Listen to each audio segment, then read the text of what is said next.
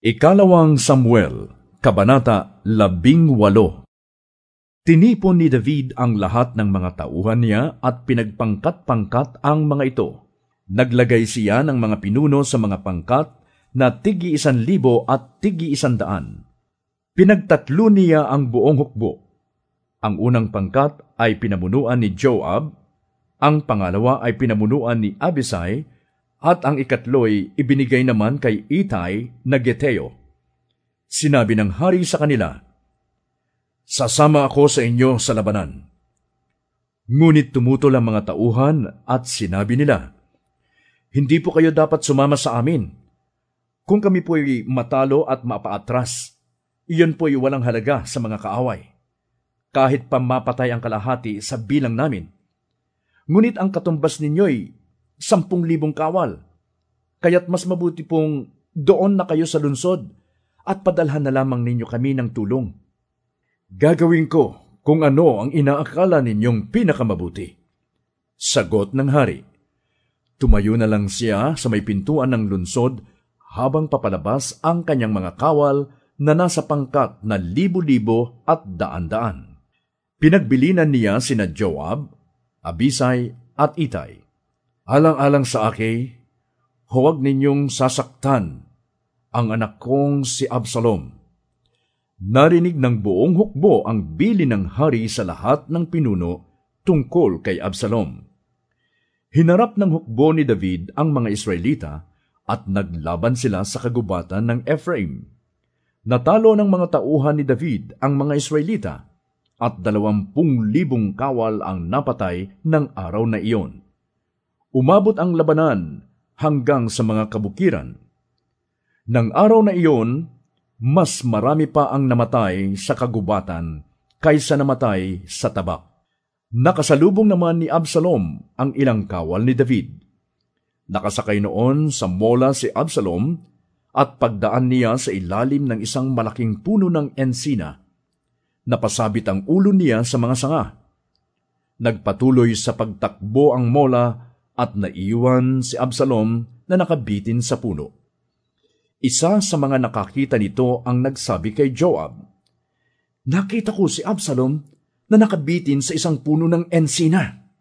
Pagkarinig nito'y sinabi ni Joab sa lalaki, "Nakita mo na palang nakabitin. Bakit hindi mo pa siya pinatay doon? Nakatanggap ka sana sa akin ng 10 pirasong pilak at isang sinturon." Sumagot ang lalaki, "Kahit na po gawin ninyong 1,000 pirasong pilak, hindi ko maaaring pagbuhatan ng kabaya ang anak ng hari. Narinig po naming lahat ang utos ng hari sa inyo at kina Abisai at Itay na huwag sasaktan ang anak niyang si Absalom alang-alang sa kanya. Kung siya'y pinagbuhatan ko ng kamay at namatay, malalaman din po iyon ng hari at hindi naman kayo ang mananagot sa nangyari. Hindi na kita pag-aaksayahan ng panahon." Sabi ni Joab. Kumuha siya ng 3 sibat at isa-isang itinusok sa dibdib ni Absalom na nooy buhay pang nakabitin sa puno. Pagkatapos nito'y pumaligid ang 10 tauhan ni Joab kay Absalom at pinatay ito. Hinipan ni Joab ang trumpeta at ang kanyang buong hukbo ay huminto na sa pagtugi sa mga Israelita. Kinuha nila ang bangkay ni Absalom, inihulog sa isang malaking hukay sa kagubatan at tinabunan ng mga bato. Nagsitakas naman at umuwi na ang lahat ng mga Israelita. Noong nabubuhay pa si Absalom, nagpatayo siya ng isang bantayog sa libis ng hari. Ginawa niya ito bilang ala-ala sapagkat wala siyang anak na lalaking magpapatuloy ng kanyang pangalan. Isinunod niya sa kanyang pangalan ang bantayog na iyon at hanggang ngayon tinatawag iyong bantayog ni Absalom. Sinabi ni Ahimaaz na anak ni Zadok, "Hayaan ninyo akong tumakbo upang maibalita ko agad sa hari na siya'y nailigtas na ni Yahweh sa kanyang mga kaaway." Ngunit sinabi ni Joab, "Huwag mong gagawin yan sa araw na ito. Ipagpaliban mo na sa ibang araw, sapagkat namatay ang anak ng hari." At inutusan niya ang isang aliping kusita para ibalita kay David ang nangyari. Nagbigay galang muna ito kay Joab bago patakbong umalis. Nagsumamo kay Joab si Ahimaaz. Ano man po ang mangyari, pahintulutan ninyong sundan ko ang kusita. Bakit, anak ko? Tanong ni Joab.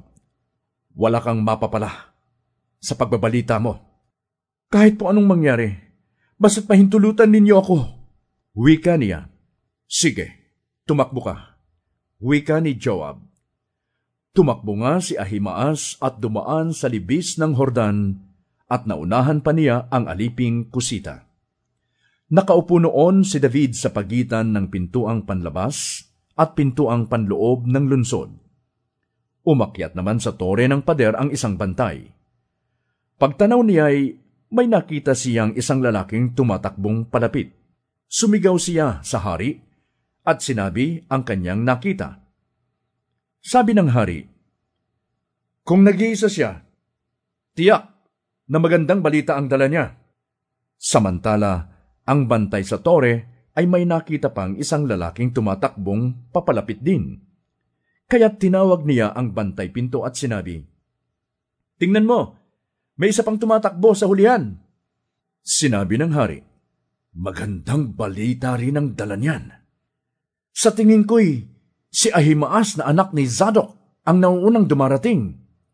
Sabi ng bantay, mabuting tao yan at magandang balita ang dala niya. Sabi ng hari, nauna ngang dumating si Ahimaaz. Yumukod siya sa harapan ng hari at sinabi, purihin si Yahweh na inyong Diyos na siyang dumaig sa mga taong naghimagsik laban sa mahal na hari. Kumusta ang anak kong si Absalom? Ligtas ba siya? Tanong ng hari. Kamahalan, isinugo po ako ng inyong lingkod na si Joab. Sagot ni Ahimaaz. At noon pong paalis na ako, nagkakagulo sila at hindi ko po alam ang dahilan. Sinabi sa kanya ng hari, tumayo ka muna dyan sa isang tabi. At ganoon nga ang ginawa ni Ahimaaz. Dumating naman ang kusita at ganito ang sabi, magandang balita, kamahalan. Ngayong araw na ito'y iniligtas kayo ni Yahweh sa lahat ng naghimagsik laban sa inyo. Kumusta ang anak kong si Absalom? Ligtas ba siya? Tanong ng hari. Mangyari nawa sa lahat ng inyong mga kaaway at sa lahat ng naghihimagsik laban sa inyo ang nangyari kay Absalom. Nang marinig ito'y naghinagpis ang hari.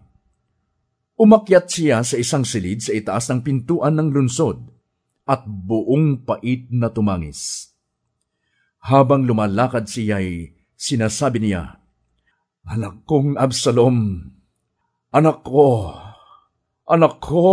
Absalom, ako na lang sanang namatay at hindi ikaw, Absalom, anak ko, anak ko.